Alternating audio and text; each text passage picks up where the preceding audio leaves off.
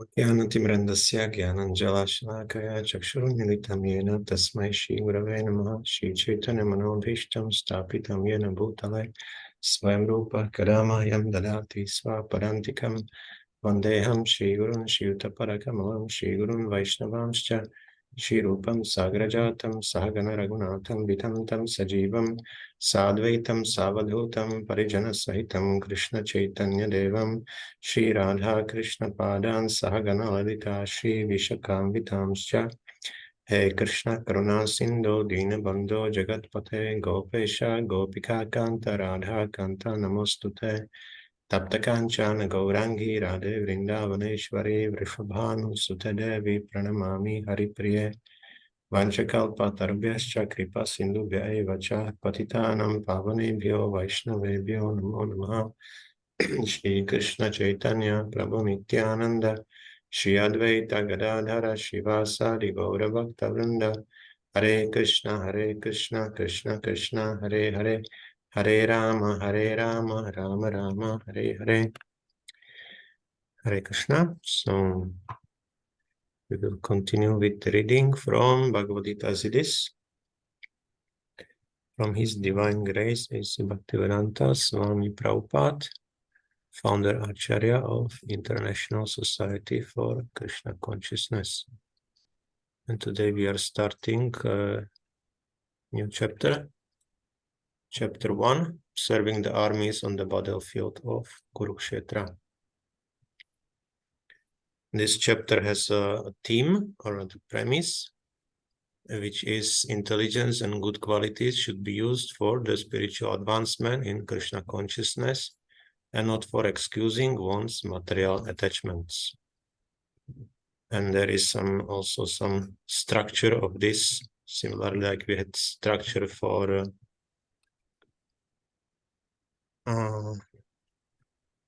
the introduction. So also chapter 1 and other chapters will have some topics there or some subsections which can be recognized.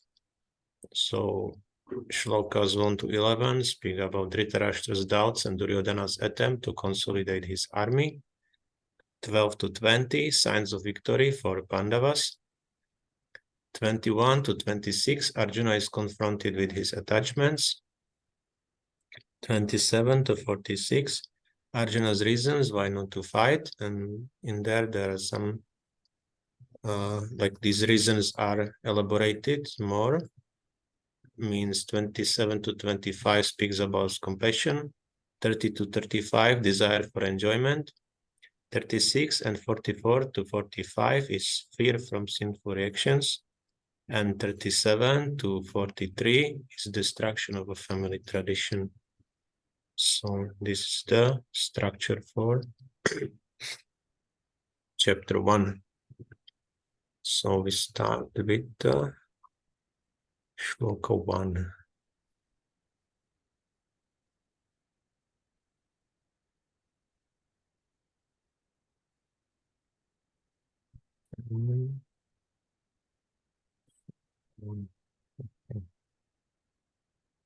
Dhritarashtra uvacha dharmakshetre kurukshetre samaveta yuyutsavaha mamakah pandavaschaiva kima kurvata sanjaya. Dhritarashtra uvacha, King Dhritarashtra said, Dharmakshetra in the place of pilgrimage, Kurukshetra in the place named Kurukshetra, Samavetaha assembled, Yotsavaha desiring to fight, Mamakaha my party sons, Pandavaha the sons of Pandu, Cha and Eva certainly, Kim what, Akurvata did they do, Sanjaya or Sanjaya. Translation, Dhritarashtra said, O Sanjaya, after my sons and the sons of Pandu assembled in the place of pilgrimage at Kurukshetra, desiring to fight, what did they do? Purport, Bhagavad-gīta is the widely read theistic science summarized in the Gita Mahatmya, glorification of the Gita. There it says that one should read Bhagavad-gīta very scrutinizingly with the help of a person who is a devotee of Sri Krishna and try to understand it without personally motivated interpretations. The example of clear understanding is there in the Bhagavad-gīta itself. In the way the teaching is understood by Arjuna, who heard the Gita directly from the Lord. If someone is, the example of real understanding is there in the Bhagavad-gītā itself, in the way the teaching is understood by Arjuna, who heard the Gita directly from the Lord. If someone is fortunate enough to understand the Bhagavad-gītā in that line of disciplic succession, without motivated interpretation, then he surpasses all studies of Vedic wisdom and all scriptures of the world. One will find in the Bhagavad-gītā all that is contained in other scriptures. But the reader will also find things which are not to be found elsewhere. That is the specific standard of the Gita. It is the perfect theistic science because it is directly spoken by the Supreme Personality of Godhead, Lord Shri Krishna. So very dense purport, even this paragraph, so many things are there. So yeah, we already read at the end of introduction, the Gita Mahatmya was there. So we already heard about the glories of Bhagavad-gītā. And yeah, important thing was there also that we should study Bhagavad-gītā very scrutinizingly, and also with someone who is a devotee of Shri Krishna, or someone who is practicing Krishna consciousness or devotional service. And then very important thing also, there should not be any personally motivated interpretation, because as was right in the beginning of introduction, when we were speaking about the spirit of Bhagavad-gītā, it's very important to take Bhagavad-gītā as it is, not to put our own imaginations, our own ideas into what Bhagavad-gītā is about, but we should take as Krishna spoke it. And also when we try to understand the scriptures, the method is that the literal meaning is the first understanding of the scripture. If this literal meaning would not make any sense, then we can take second meaning, like some, how to say, let's say I give an example. If we say that Navadvip is on Ganges, so it would mean literally that Navadvip is directly on the river Ganges, but it's not correct. So then we take the second meaning. So Navadvip on Ganges means that Navadvip is on the bank of the river Ganges. So this is the example how we can, like, first we try to use the direct example or direct meaning, and if it doesn't work, so then we use the second meaning. But if we say that Mayapur is in Navadvip Dham, this is correct, because now Mayapur is in Navadvip Dham. There is no reason of speculation. So like this, we are taking the scriptures, we are interpreting scriptures in this way.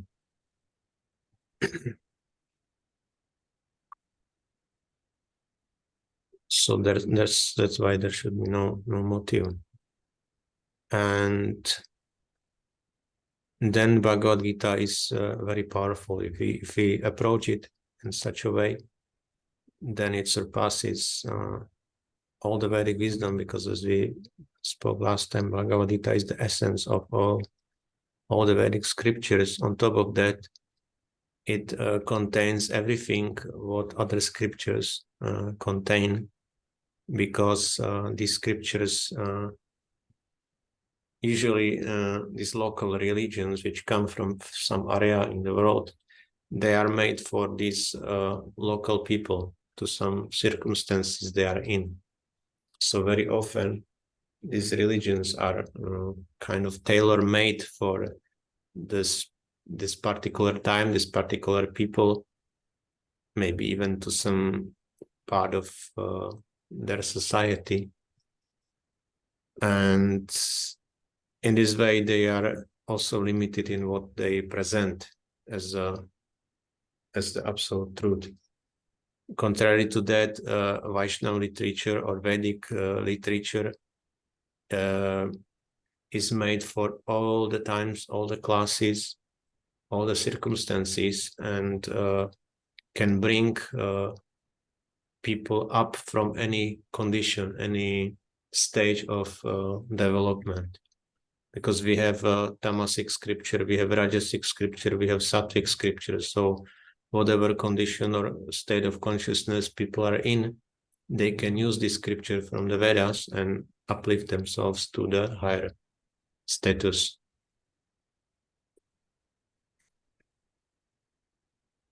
So in this way, Vedic scriptures are contain everything what is in these particular religions also. But also some things which are not even there, because very rarely we find a personal representation of God or the Supreme Personality of God. Usually God is presented as impersonal. Okay. The topics discussed by Dhritarashtra and Sanjaya, as described in the Mahabharata, form the basic principle for this great philosophy. It is understood that this philosophy evolved on the battlefield of Kurukshetra, which is a sacred place of pilgrimage from the immemorial time of the Vedic age. It was spoken by the Lord when he was present personally on this planet for the guidance of mankind. The word Dharmakshetra, a place where religious rituals are performed, is significant because on the battlefield of Kurukshetra, the Supreme Personality of Godhead was present on the side of Arjuna. Dhritarashtra, the father of the Kurus, was highly doubtful about the possibility of his son's ultimate victory. In his doubt, he inquired from his secretary Sanjaya, what did they do? He was confident that both his sons and the sons of his younger brother Pandu were assembled in that field of Kurukshetra for a determined engagement of the war. Still, his inquiry is significant. He did not want a compromise between the cousins and brothers, and he wanted to be sure of the fate of his sons on the battlefield. Because the battle was arranged to be fought at Kurukshetra, which is mentioned elsewhere in the Vedas as a place of worship, even for the denizens of heaven, Dhritarashtra became very fearful about the influence of the holy place on the outcome of the battle. He knew very well that this would influence Arjuna and the sons of Pandu favorably, because by nature they were all virtuous. Sanjaya was a student of Vyasa, and therefore by the mercy of Vyasa, Sanjaya was able to envision the battlefield of Kurukshetra, even while he was in the room of Dhritarashtra. And so Dhritarashtra asked him about the situation on the battlefield. So,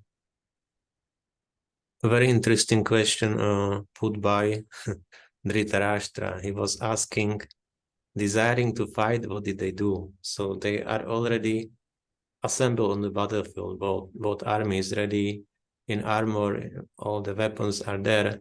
So why Dhritarashtra is asking, what did they do? Because it's very clear that they are going to fight. But this word Dharmakshetra reveals this his intention, why he is asking, because it is a place of pilgrimage, so there is a influence on those who are present there. In case of Pandus, he was kind of expecting that they will behave like saintly persons and maybe they will go. Maybe they will not fight. Maybe they will forgive or something, or give up.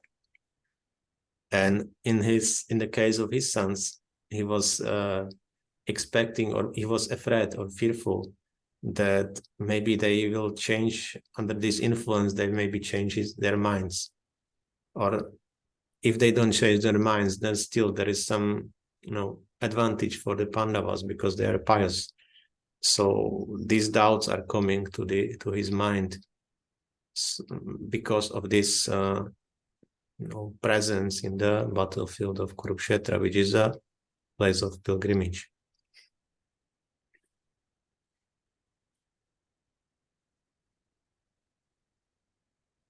Also, before the war started, Dhritarashtra sent Sanjaya to Pandavas as a messenger.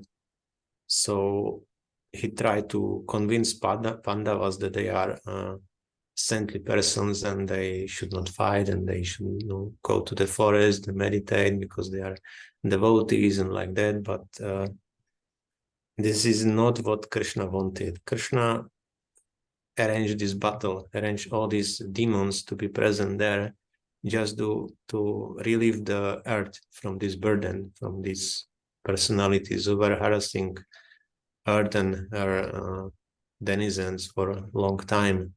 So Krishna definitely didn't want to give up this battle, because it was already arranged like this. Even there is a story, I think it was kind of a joke, that there were people on a boat, and suddenly the boat was starting to sink.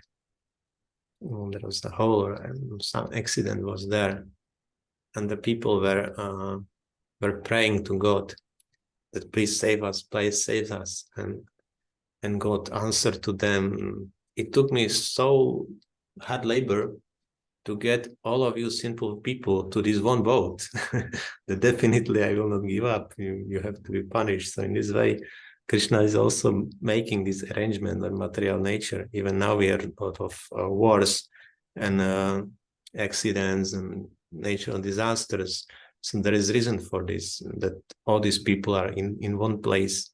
And some people, for example, escape because there is no reason for them to be punished. So these arrangements are very, very particularly made by Lord Krishna's servants or himself directly, that these punishments, these karmic reactions are very exactly executed.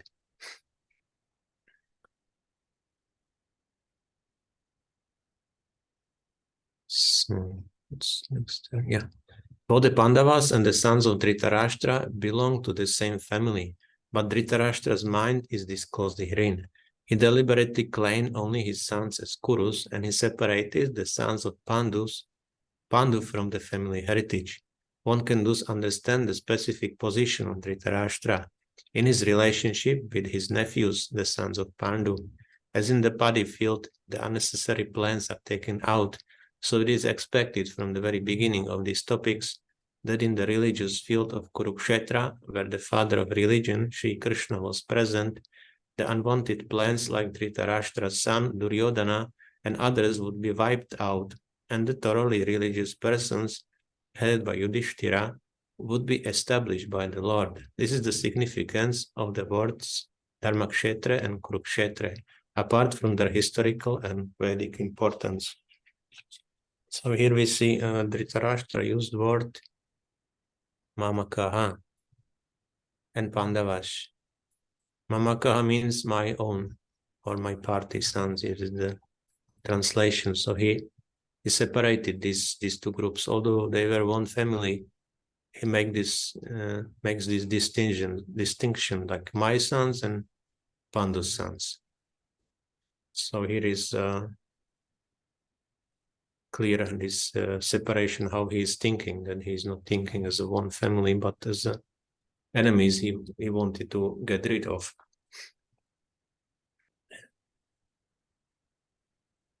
Also, both of them were eligible for heritage, especially Pandu's sons, I think, but I'm not sure. So he wanted to separate them from this heritage, that they would not continue ruling the kingdom. But he wanted instead his own sons, or Kurus, to be the successors of the rulership in the kingdom. Also, what is important, basically all of them belong to the category of Kurus, but just by naming Pandus, he's also separating like this, because all of them are from Kuru dynasty. It's not that they are different origin. So the ultimate, again, the same reason here. Krishna was present there, and he wanted to wipe out these weeds from this field of Kurukshetra who were present there, like Dhritarashtra's son Duryodhana and others, also with their companions who assembled there, because these kings, and they came from all the planet, and they somehow took one part or the other. So those who were on the wrong side, they're supposed to be also removed.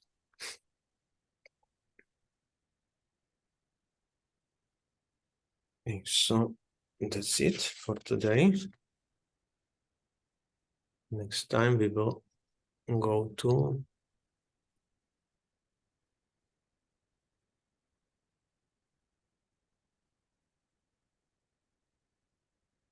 Duryodhana's attempt to consolidate his army. It will be, by Śloka wise, it looks longer, but it will be quite quick because it's